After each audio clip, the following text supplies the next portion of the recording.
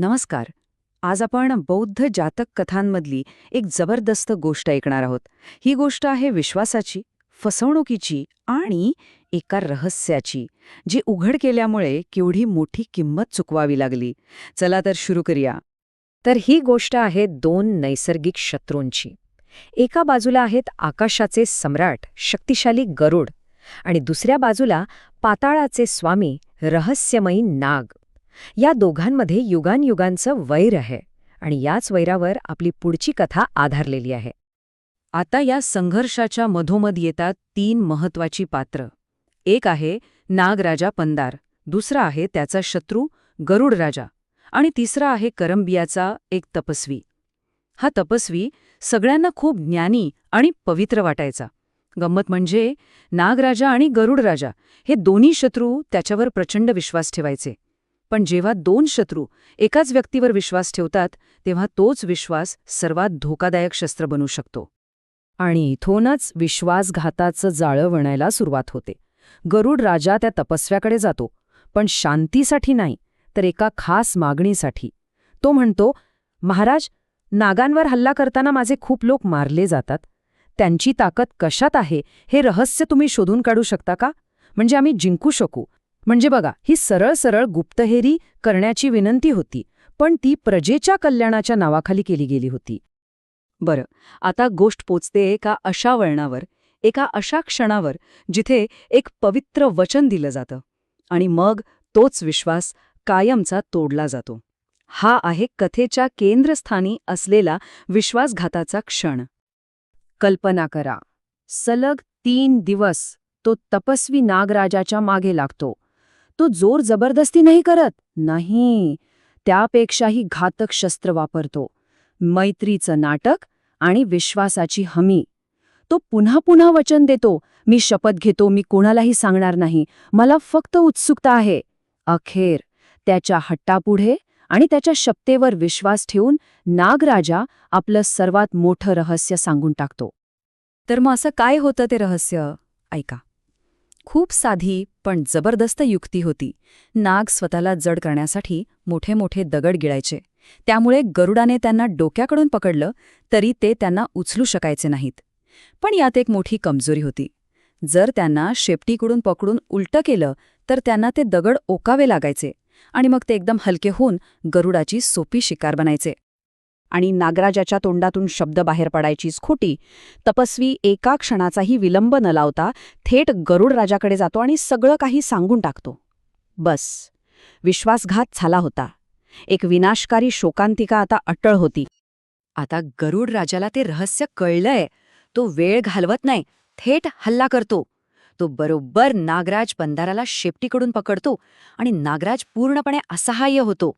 आकाशात आपल्या शत्रूच्या पंजात लटकत असताना त्याला कळतं की केवढी मोठी चूक झालीय आणि मग त्याच्या तोंडातून पश्चातापाचे शब्द बाहेर पडतात.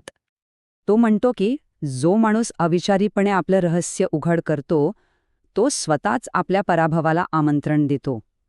तो स्वतःला मूर्ख म्हणतो जो एका साध्या पक्षाकडून हरला होता. त्याच्या दुःखाचं कारण फक्त विश्वासघात नाहीये, तर विश्वास कोणावर ठेवला हे आहे. तो म्हणतो, मी त्याच्यावर विश्वास ठेवला कारण तो एक पवित्र तपस्वी होता आणि आता बघा काय झालंय. त्याच्या दिसण्यावर फसल्याचं दुःख त्याला जास्त होतं. पण इथे गोष्ट एक अनपेक्षित वळण घेते. कारण नागराजाला जो धडा मिळतोय तो देणारा दुसरा तिसरा कोणी नाही, तर त्याचा शत्रू गरुड राजा आहे. आश्चर्यच आहे नाही का? गरुड राजाचं म्हणणं एकदम स्पष्ट आहे. तो म्हणतो, अरे, दोष त्या तपस्व्याचा किंवा माझा नाही, चूक तुझी आहे. हा खूप मोठा धडा आहे नाही का, की विश्वासघात करणाऱ्यापेक्षा जास्त जबाबदारी त्याची असते जो आपलं रहस्य सांभाळू शकत नाही. आणि मग गरुड राजा एक सल्ला देतो जो आजही तितकाच महत्वाचा आहे. तो सांगतो की आपलं रहस्य कोणाला सांगू नये. अगदी आपल्या प्रेमळ आईवडिलांना किंवा प्रिय पत्नीलाही नाही, मित्रांना किंवा सहकाऱ्यांनाही नाही. रहस्याची सुरक्षितता फक्त ते जपणाऱ्यावरच अवलंबून असते, असं तो सांगतो. आणि हे ज्ञान ऐकून नागराजा इतका प्रभावित होतो की गरुड राजा त्याला जीवनदान देतो. हो, तो आपल्या शत्रूला सोडून देतो. म्हणजे विचार करा, कट्टर शत्रू आता मित्र बनतात. पण गोष्ट इथे संपत नाही. आता हे दोन नवे मित्र, नाग आणि गरुड, एकत्र येतात. कशासाठी? तर त्या खऱ्या खलनायकाचा, त्या तपस्व्याचा हिशोब करण्यासाठी. ते दोघे मिळून त्याच्या आश्रमात जातात. आणि तिथे पोहोचल्यावर नागराजा त्या तपस्व्याला एक भयंकर शाप देतो. तो सत्यक्रियेचा वापर करतो, म्हणजे सत्याच्या शक्तीचा वापर करून दिलेला शाप. तो म्हणतो की जसा तुझा विश्वासघात हे सत्य आहे, तसंच तुझ्या डोक्याचे 7 तुकडे होत हे सुद्धा सत्य ठरो. आणि त्या शापाचा परिणाम तात्काळ, अक्षरशः त्याच क्षणी तपस्व्याच्या डोक्याचे 7 तुकडे होतात, जमीन दुभंगते आणि तो थेट पाताळात गडपतो. आणि तो कुठे जातो तर अविची नरकात. बौद्ध मान्यतेनुसार हा सगळ्यात खालचा, सगळ्यात भयंकर नरक आहे, खास करून विश्वासघातासारख्या घोर पापांसाठी. कर्माचं फळ, दुसरं काय? पण थांबा, या कथेतला सगळ्यात मोठा ट्विस्ट तर बाकी आहे. ही गोष्ट स्वतः गौतम बुद्धांनी सांगितली होती. आणि त्यांनी सांगितलं की या गोष्टीतली पात्र दुसरी तिसरी कोणी नसून तो विश्वासघाती तपस्वी होता देवदत्त, बुद्धांचाच चुलत भाऊ. तो ज्ञानी नागराजा होता सारीपुत्त, बुद्धांचे एक प्रमुख शिष्य. आणि तो दयाळू आणि ज्ञानी गरुड राजा, ते होते स्वतः गौतम बुद्ध. तर ही हजारो वर्षांपूर्वीची गोष्ट आज आपल्याला काय शिकवते? आजच्या जगात जिथे आपण सगळं काही सोशल मीडियावर शेअर करतो, तिथे हा प्रश्न खूप महत्त्वाचा आहे, कोणती रहस्य जपण्यासारखी आहेत आणि आपण ते कसं ठरवायचं? विचार करण्यासारखी गोष्ट आहे, नाही का?